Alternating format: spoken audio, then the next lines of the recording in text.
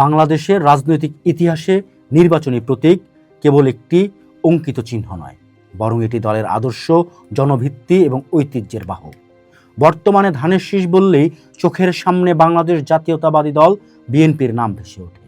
তবে এই প্রতীকের আদি উৎস এবং বর্তমান মালিকানায় আসার ইতিহাসটি যেমন রোমাঞ্চকর, তেমনি তা নিয়ে রয়েছে নানাবিধ বিতর্ক এবং কৌতূহল। বিশেষ করে বামপন্থী রাজনীতির প্রবাদ পুরুষ মাওলানা আব্দুল হামিদ খান ভাসানীর হাত ধরে যে প্রতীকের যাত্রা শুরু হয়েছিল, তা কিভাবে আজকের জাতীয়তাবাদী রাজনীতির প্রধান চিহ্নে পরিণত হলো, সেই ইতিহাস বিশ্লেষণ করা খুব জরুরি হয়ে উঠেছে। ধানের শীষ প্রতীকের জন্ম হয়েছিল গ্রাম বাংলার সাধারণ মানুষ ও মেহনতি মানুষের অধিকার আদায়ের আন্দোলনের মধ্য দিয়ে।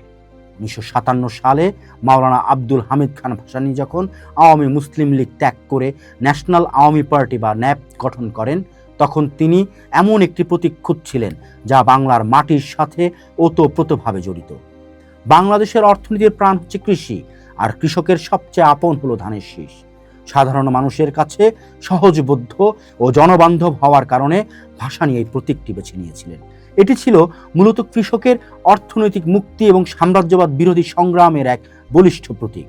1967 সালে ন্যাপ দ্বিধাবিভক্ত হওয়ার পরেও ভাসানীর নেতৃত্বাধীন অংশটি এই প্রতীকটি ধরে রাখে এবং 1970 ও 73 সালের নির্বাচনে এই প্রতীকেই লড়াই করে। 1975 সালের 15 আগস্টের পরবর্তী সময়ে বাংলাদেশের রাজনীতিতে এক বিশাল পট পরিবর্তন ঘটে।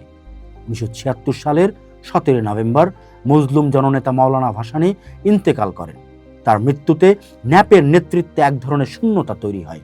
এরপর 1978 সালে তৎকালীন প্রেসিডেন্ট জিয়াউর রহমান যখন একটি নতুন রাজনৈতিক ধারা তৈরির লক্ষ্যে জাতীয়তাবাদী ফ্রন্ট গঠন করেন, তখন মশিউর রহমান জাদু মিয়ার নেতৃত্বাধীন ন্যাপ ভাসানী সেই ফ্রন্টের প্রধান শরিক হিসেবে আত্মপ্রকাশ করেন। 1978 সালের 1 সেপ্টেম্বর বিএনপি গঠিত হওয়ার সময় প্রতীকের প্রশ্নে জাদু মিয়ার নেতৃত্বাধীন ন্যাপের একটি বড় অংশের অবদান ছিল অনস্বীকার্য। তারা তাদের পুরনো ও জনপ্রিয় প্রতীক ধানের শীষটি বিএনপির স্থায়ী প্রতীক হিসেবে গ্রহণ করার প্রস্তাবে একমত হন। রাজনৈতিক বিশ্লেষকদের মতে জিয়াউর রহমান চেয়েছিলেন আওয়ামী লীগের নৌকা প্রতীকের বিপরীতে এমন একটি সর্বজনীন প্রতীক যা গ্রাম বাংলার মানুষের কাছে সমানভাবে সমাদৃত হবে। মূলত ন্যাপের নেতাকর্মীদের হাত ধরেই এই প্রতীকটি বিএনপির রাজনৈতিক সম্পদে পরিণত হয়। সাম্প্রতিক সময়ে রাজনৈতিক অঙ্গনে একটি দাবি বেশ আলোচিত হয়েছে। বিএনপির শীর্ষ পর্যায় থেকে দাবি করা হয়েছে 1979 সালে মাওলানা ভাসানী স্বয়ং জিয়াউর রহমানের হাতে ধানের শীষ তুলে দিয়েছিলেন। কিন্তু এই তথ্যটি ঐতিহাসিকভাবে ভুল। দিনক্ষণের বিচার করলে এই দাবিটি বাস্তবতার সাথে সংঘাতপূর্ণ। মাওলানা ভাসানী মৃত্যুবরণ করেন 1976 সালে 17 নভেম্বর ঢাকা মেডিকেল কলেজ হাসপাতালে। অন্যদিকে বিএনপি গঠিত হয় 1978 সালে।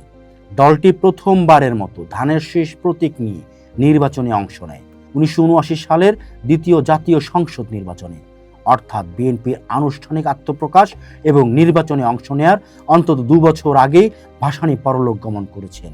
এমত অবস্থায় 1979 সালে তার পক্ষ থেকে জিয়াউর রহমানের হাতে সশরীরে প্রতীক তুলে দেওয়ার কোনো সুযোগ ছিল না। গবেষকরা মনে করেন এই দাবিটি মূলত রাজনৈতিক উত্তরাধিকার বোঝাতে প্রতীকী অর্থে ব্যবহৃত হয়ে থাকতে পারে। অর্থাৎ মশিউর রহমান জাদু মিয়ার নেতৃত্বে ন্যাপের একটি বড় অংশ বিএনপিতে বিলীন হওয়ার মাধ্যমে ভাসানীর আদর্শিক প্রতীকের মালিকানা বিএনপির কাছে চলে আসে। একেই হয়তো অনেক সময় হস্তান্তর হিসেবে অভিহিত করা হয়। তবে ঐতিহাসিক সত্য হলো এটি ছিল দলীয় সমন্বয় এবং রাজনৈতিক প্রক্রিয়ার ফসল, কোনো সরাসরি দৈহিক হস্তান্তর নয়। ধানের শীষের এই রূপান্তরটি বাংলাদেশের প্রতীক রাজনীতির এক অনন্য দলিল। যে প্রতীকটি ছিল বামপন্থী কৃষক রাজনীতির হাতিয়ার, তা কালক্রমে একটি ডান মধ্যপন্থী জাতীয়তাবাদী দলের পরিচয় হয়ে দাঁড়িয়েছে। বিশ্লেষকদের মতে জিয়াউর রহমান অত্যন্ত বিচক্ষণতার সাথে ধানের শীষকে বেছে নিয়েছিলেন। ধানের ছড়া বা ধান নয়, বরং ধানের শীষ শব্দটির মধ্যে একটি কাব্যিক ও নান্দনিক ভাব রয়েছে যা সাধারণ মানুষের আবেগকে স্পর্শ করে। 1979 সালের নির্বাচনে অভাবনীয় সব সাফল্যের মধ্য দিয়ে ধানের শীষ বিএনপির জন্য এক অপরাজেয় পরিচয়ে রূপ নেয়। মাওলানা ভাসানীর স্বপ্নের ধানের শীষ আজ বিএনপির অহংকার। কে কার হাতে প্রতীক তুলে দিয়েছেন সেই বিতর্ক ইতিহাসের পাতায় অমীমাংসিত কিংবা ভিন্নতর হিসেবে বিদ্যমান থাকলেও প্রতীকটি শেকড় যে বাংলার কৃষকের মাঝে তা অনস্বীকার্য। বামপন্থীদের সেই গণমানুষের প্রতীক আজ জাতীয়তাবাদী রাজনীতির প্রধান শক্তি। তবে রাজনীতির এই দীর্ঘ পথ পরিক্রমায় প্রতীকের মালিকানা বদল হলেও এর মূল শুরুটি ছিল গ্রামীণ অর্থনীতি ও সাধারণ মানুষের প্রতিনিধিত্ব। ধানের শীষের এই বিবর্তন আমাদের রাজনৈতিক কাঠামোর পরিবর্তন ও দলগত আদর্শিক মিলনের এক গুরুত্বপূর্ণ অধ্যায় হিসেবে টিকে থাকবে।